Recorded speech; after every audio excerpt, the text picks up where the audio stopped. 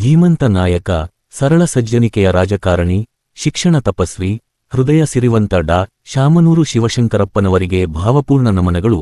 ದಾವಣಗೆರೆಯ ವಿಕಾಸದ ಹರಿಕಾರ, ಮಾಜಿ ಸಚಿವರು ಹಾಗೂ ಶಾಸಕರೂ ಆಗಿದ್ದ ಲಿಂಗೈಕ್ಯ ಡಾ.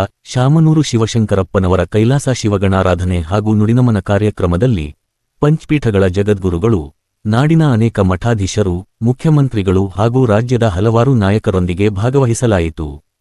6 ದಶಕಗಳ ಕಾಲ ಸಾರ್ವಜನಿಕ ಸೇವೆಯಲ್ಲಿ ತೊಡಗಿಸಿಕೊಂಡಿದ್ದ ಅವರು ಅಪ್ರತಿಮ ಜನನಾಯಕರಾಗಿ ಹಾಗೂ ಕಾಂಗ್ರೆಸ್ ಪಕ್ಷದ ಭದ್ರಶಕ್ತಿಯಾಗಿ ಜನಮನದಲ್ಲಿ ನೆಲೆಸಿದ್ದಾರೆ.